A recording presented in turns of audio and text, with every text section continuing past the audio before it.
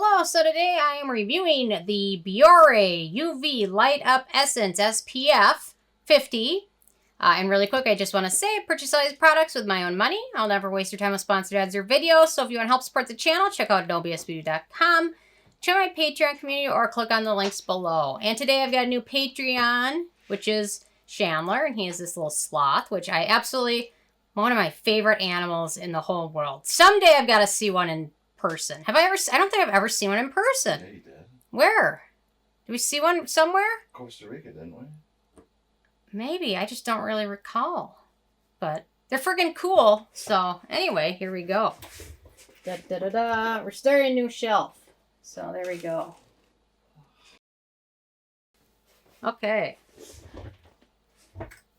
Okay, so this is a newer product. So I thought I'd give it a chance and review it, and my Sunscreen Guardian Angel sent me this one. So, okay, they say, fend off UV rays with this lightweight yet powerful sunscreen, which offers brightening and hydrating benefits on top of SPF 50 sun protection.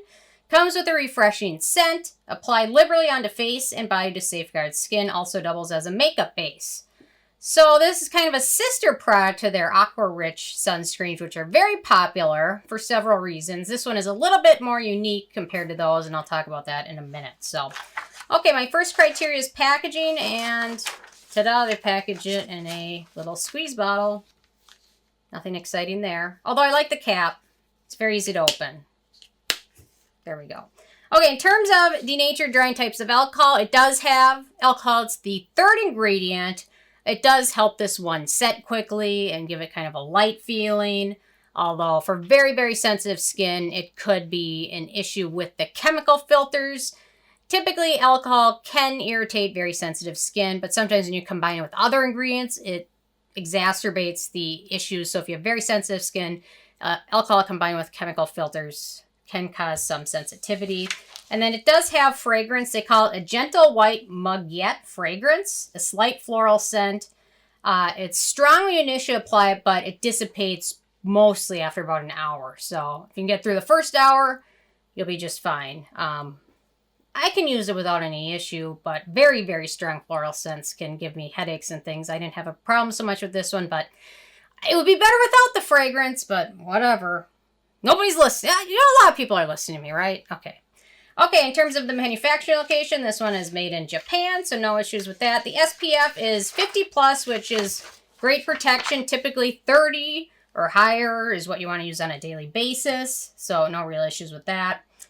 In terms of the UVA protection factor, this has a PA with 4 pluses after it, which indicates excellent UVA protection, which based on the filters used, I have a feeling this one does have pretty good UVA protection. It's not going to be super high like some of the Bioderma ones, but it's going to be pretty good for a daily sunscreen.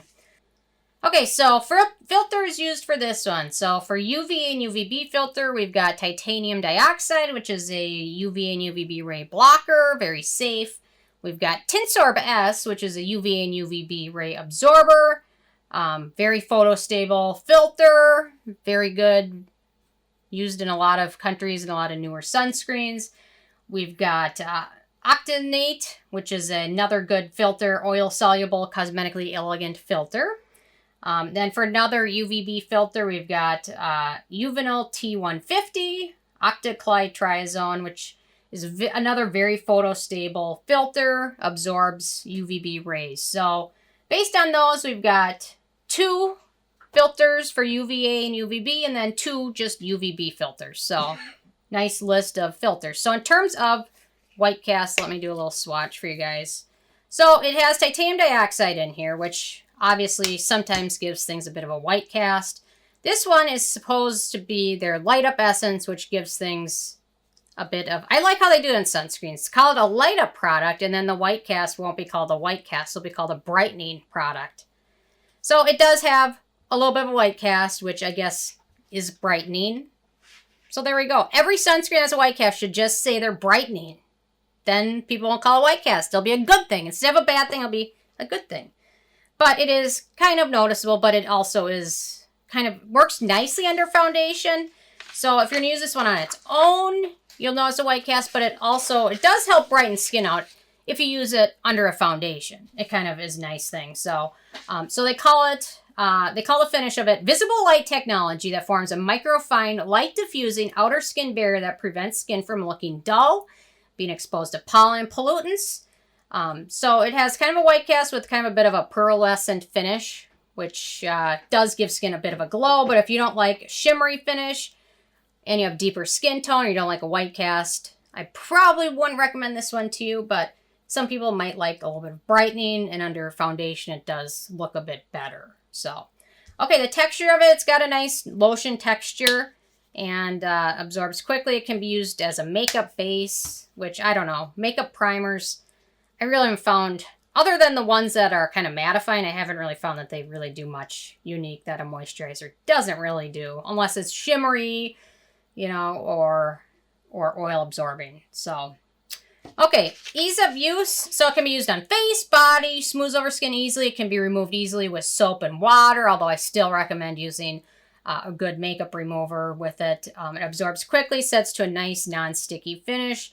Layers nicely with most moisturizers, although if you use a hyaluronic heavy serum or moisturizer under this, just be warned that it can pill with some of those. So things really rich in hyaluronic acid or sodium hyaluronate have a tendency to pill because it doesn't absorb fully. It kind of sits on the top layer of skin, and then it has a tendency not to play so well with other products that are used over it. So, okay, so antioxidants and beneficial ingredients in this one, we don't have a long list. We've got royal jelly extract, skin conditioning and hydrating ingredient. We've got sodium hyaluronate, humectant, BHT, which is a kind of a controversial preservative antioxidant combo ingredient.